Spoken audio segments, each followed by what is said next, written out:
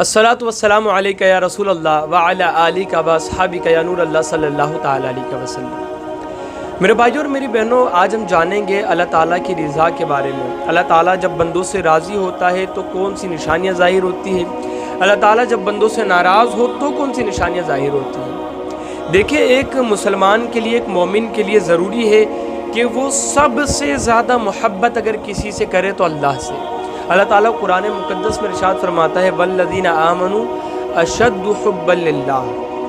एक मोमिन के लिए अल्लाह ताला की जो मोहब्बत है, उसकी मोहब्बत के बराबर किसी की मोहब्बत नहीं हो सकती। यानी अल्लाह ताला से वो जिस तरीके से मोहब्बत कर रहा है, उस मोहब्बत की बराबरी में दूसरी मोहब्बत आ ही नहीं सकती। एक मोमिन की सिफत अल्लाह ताला ने बयान की। लेकिन आज हम हमारी सिचुएशन देखे, हमारा शेड्यूल चेक करें, अल्लाह ताला को कब हम याद करते हैं? क्या माल कमाने के अंदर हम अल्लाह ताला को भूल जाते हैं, याद रखते हैं? हम ज़रा देखें, कारोबार में अगर लग गए, हम मगन हो गए, तो क्या हमें फ़िक्र होती है कि इस कारोबार के अंदर अल्लाह ताला की रज़ा शामिल है कि नहीं है? औलाद से मोहब्बत अगर हम कर रहे हैं, माल से मोहब्बत अगर हम कर रहे हैं, अपने लेवल से अगर मोहब्बत कर रहे हैं, तो वो मोहब्बत हमारे दिल में ज़्यादा है या अल्लाह की मोहब्बत ज़्यादा है? क्या हमें कभी फ़िक्र होती है इस चीज़ की? क्या हम कभी सोचते हैं इसके बारे में? जबकि अल्लाह ताला यहाँ पर साफ साफ इरशाद फरमा रहा है कि वल्लज़ीना आमनू अशद्दु हुब्बन लिल्लाह। एक मोमिन की पोजीशन, सिचुएशन ये होती है कि वो सबसे ज़्यादा मोहब्बत अल्लाह से करता है। अल्लाह की मोहब्बत के बराबर में किसी और से मोहब्बत नहीं करता। और अगर हम नहीं कर रहे अल्लाह से उस तरह की मोहब्बत, तो हमें सोचना होगा अपने ईमान के बारे में, सोचना होगा, फ़िक्र करनी होगी। अल्लाह से मोहब्बत तो किस तरीके से होनी चाहिए? कारोबार भी अगर हम कर रहे हैं तो हमारी सोच ये होनी चाहिए कि इस कारोबार के अंदर अल्लाह ताला की रज़ा शामिल है कि नहीं। यानी अल्लाह ताला ने जिसको हलाल कहा है वो हमारे लिए हलाल है, जिसको अल्लाह ने हराम कहा है वो हमारे लिए हराम है। कुछ भी हो, हमें उस तरफ नहीं जाना है। अगर बातचीत कर रहे हैं तो हमारे लफ्ज़ों का चुनाव कैसा है? कहीं अल्लाह ताला के या इस्लाम के, शरीयत के ख़िलाफ़ हम बात तो नहीं कर रहे। अगर हम जश्न मना रहे हैं तो वो जश्न के अंदर कितनी जायज़ चीज़ें शामिल है, कितनी हराम नाजायज़ चीज़ें शामिल है। शादी अगर हमारे यहाँ पर हो रही है तो उस शादी के अंदर कितनी जो है खुराफात शामिल है। चेक करना होगा हमें। अगर अल्लाह से मोहब्बत है तो बुराई को छोड़ना पड़ेगा, अच्छाई को अपनाना पड़ेगा। कोई भी फंक्शन हो, कोई भी सिचुएशन हो, कोई भी लेवल हो, हमें सबसे पहले अल्लाह ताला की रज़ा और खुशनुदी को रखना होगा सामने, अगर हम मोमिन हैं तो। और अगर हम मोमिन नहीं है, चेक करें फिर अपना हाल। मेरे हाल, मेरे भाई और मेरी बहनों, अल्लाह ताला की रज़ा इम्पोर्टेंट है, सबसे ज़्यादा इम्पोर्टेंट। और अल्लाह को राज़ी करके इस दुनिया से जाना है हमें। अल्लाह ताला को नाराज़ करके अगर इस दुनिया से जाऊँगे, ख़त्म है सारा कुछ भी नहीं हमारे साथ है। अल्लाह ताला जब राज़ी होता है तो सबसे पहले अल्लाह ताला तक़वा अता करता है बंदे को, अगर वो राज़ी है तो। तक़वा क्या है?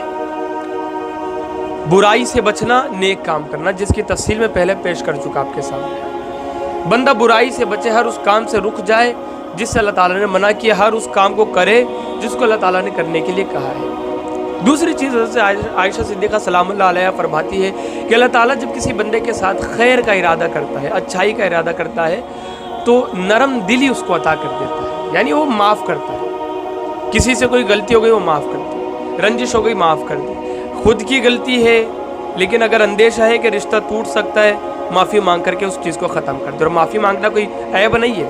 अल्लाह के रसूल सल्लल्लाहु अलैहि वसल्लम इरशाद फरमाते हैं कि जो बंदा माफ़ी मांगेगा, मैं मोहम्मद सल्लल्लाहु अलैहि वसल्लम उसको इज़्ज़त दूँगा और मैदान महशर में उसको इज़्ज़त अता करूँगा। नरम दिली अल्लाह ताला उसको दे देता है। तक़वा अगर हमारे अंदर आ रहा है, हम बुराई से बच रहे हैं, अच्छाई की तरफ बढ़ रहे हैं, तक़वा अगर आ रहा है, नरम दिली अगर आ रही है, तो समझ लो अल्लाह ताला आपसे राज़ी है, अल्लाह ताला खुश है आपसे।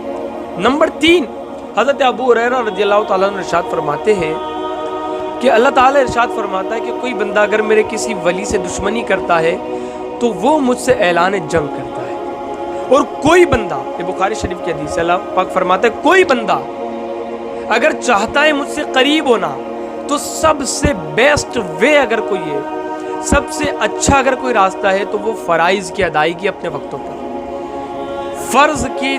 فرض کو ادا کر کے وہ میرے قریب پہنچ سکتا ہے۔ نمازیں پڑھ کے، روزہ رکھ کے، حج کر کے، زکوٰۃ دے کے، جتنے بھی فرائض ہیں اگر وہ ان کو ادا کر رہا ہے وہ میرے قریب پہنچ رہا ہے۔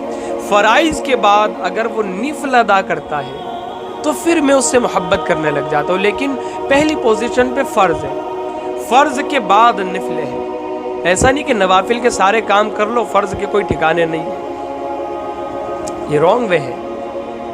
رائٹ وے یہ کہ پہلے فرض، اس کے بعد نوافل۔ اللہ فرماتا ہے کہ پھر وہ نوافل ادا کرتا ہے تو وہ میرے قریب پہنچ جاتا ہے، میں اس سے محبت کرتا ہوں۔ پھر وہ کثرت کرتا ہے، اس پر استقامت پکڑ لیتا ہے، تو پھر حال یہ ہوتا ہے کہ میں اس کی زبان بن جاتا ہوں جس سے وہ بولتا ہے، میں اس کے ہاتھ بن جاتا ہوں جس سے وہ پکڑتا ہے، میں اس کی آنکھیں بن جاتا ہوں جس سے وہ دیکھتا ہے، میں اس کے کان بن جاتا ہوں جس سے وہ سنتا ہے۔ اور میرے نزدیک سب سے زیادہ تردد والی کوئی چیز نہیں ہے، لیکن یہ چیز بڑی تردد والی ہے کہ میں کسی اپنے بندے کو، اپنے ولی کو موت دوں، اس لیے کہ اس کو تکلیف پہنچانا مجھے بڑا ناپسند ہے اور میرے لیے تردد والی چیز ہے۔ تو اللہ تعالیٰ فرما رہا ہے کہ عبادت کے ذریعے، تو اگر کوئی بندہ عبادات کی طرف بڑھ رہا ہے، نمازوں کی طرف، نوافل کی طرف، قرآن کی تلاوت کی طرف، صدقہ کرنے کی طرف، خیر خواہی کی طرف، تو سمجھ لو کہ اللہ تعالیٰ اس سے راضی ہے۔ اور ناراضگی اللہ تعالیٰ کی، حضرت عمر رضی اللہ تعالیٰ عنہ کی ایک روایت ملتی ہے شعب الایمان کے اندر، کہتے ہیں کہ یہ واقعہ حضرت عیسیٰ یا تو حضرت موسیٰ علیہ السلام کا ہے، دونوں میں سے کوئی ایک نبی جنہوں نے اللہ تعالیٰ سے سوال کیا تھا کہ اللہ جب تو اپنے بندے سے راضی ہوتا ہے تو ہمیں کیسے پتہ چلے، اور کسی سے ناراض ہوتا ہے تو ہمیں کیسے پتہ چلے؟